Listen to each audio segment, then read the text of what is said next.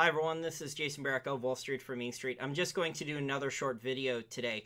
I have a New York Times article up here because it's more convenient. It shows all of Donald Trump's tweets. As many of you know, he was talking about Syria years ago, saying it was bad for the U.S. to intervene in there. You know, a lot of stuff that libertarians or non-interventionist foreign policy people like Ron Paul, like Rand Paul, like myself, who believe in, you know, the old George Washington, Thomas Jefferson philosophy to trade with everyone and make war with no one, believed in. Trump seemed to have a more rational, clear, sound foreign policy years ago in his tweets, and how things have changed with Syria. So I've compiled some stories here, and I just want to ask you guys a question. Do you think Donald Trump is a warmongering neocon now? So do you think he really wants to, you know, attack North Korea? Do you think he wants to put troops on the ground in Syria? Or do you think he's being duped by tricked into things by bad advisors, by the military-industrial complex, by the globalist faction of the deep state, not the faction of the deep state that got him elected? So if you voted for Trump, you know, go ahead and comment and tell me what you think his strategy is here, or if you think, you know, he was tricked into this or duped into this. There's some good articles and commentary about this. We have the Ron Paul Liberty channel. Ron Paul and Daniel McAdams think it was basically a false flag.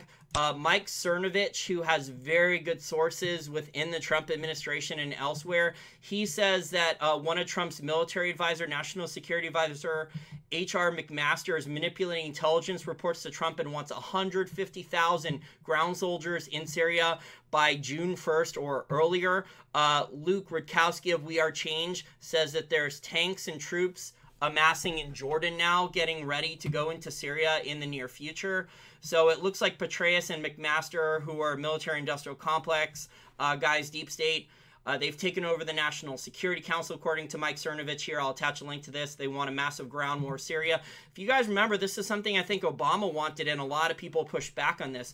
It's a very scary world, though, when Trump is getting applauded from career scumbag politicians like both on the left and the right, like John McCain, Lindsey Graham, Nancy Pelosi.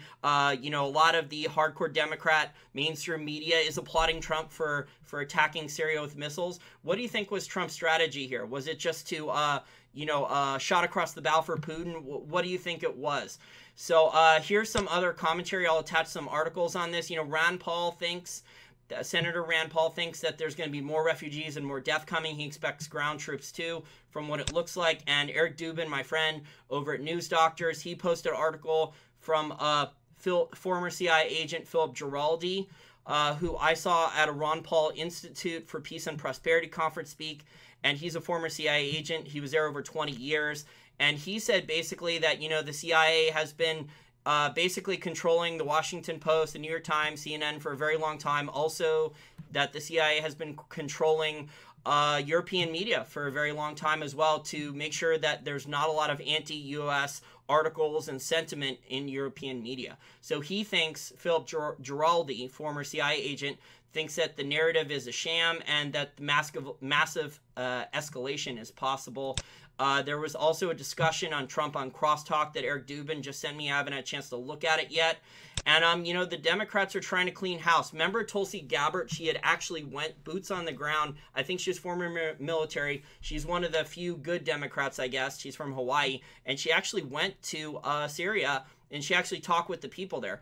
From what I've heard from people who have family in Syria, a lot of Syrians are actually very supportive of Assad.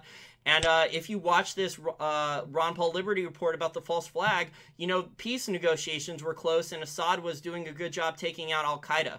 So, you know, they're saying it's sarin gas, but it looks like the evidence is pointing to that it was, I listened to a radio show from Michael Savage, that it wasn't sarin gas, it was another type of chemical attack. So just more lies from the mainstream media. Paul Craig Roberts said in a recent interview as well that he thinks, you know, that once Trump didn't stand up to keep General Michael Flynn in place, that, you know, they were the people in power, the deep state, the military-industrial complex, the neocons surrounding Trump and sabotaging him and, you know, trying to declaw him and leaking shit left and right. Well, I mean, the leaks are literally all over the place in the Trump administration. I've heard not only is it Ivanka Trump's husband, Jared Kushner, but it's also, you know, his Trump's chief of staff, Reince Priebus, and many other people inside the White House, you know, all lower levels who are leaking. It's, you know, Trump unknowingly may end up being the most transparent president in history because so many people, so many government employees are willing to leak classified documents. It's very interesting times we live in. So, you know, what do you think about Trump? Do you think he's a warmongering neocon? Do you think he's being tricked or duped? What do you think the plan is here? Because we know what the neocon's plan is. They want to continue. The new enemy now for more increased military spending seems to be Russia or China. So they need to find an enemy to justify their increases in military spending and for this, you know, empire foreign policy that the U.S. has had for a long time.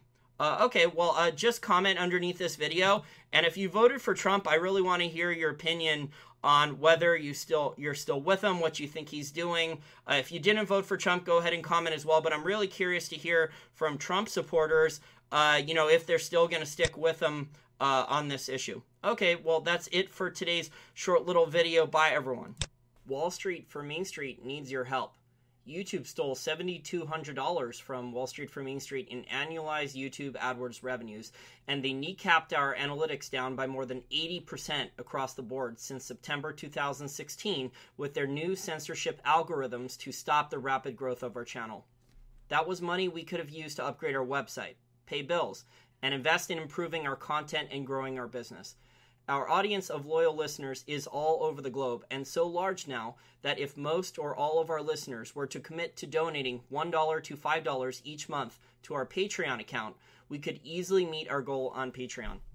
Wall Street for Main Street also accepts one-time donations on our main wallstreetformainstreet.com website. That's WALLSTFORMAINST.com website via PayPal, Gold Money, or Bitcoin. We also accept donations of physical precious metals that can be mailed to us.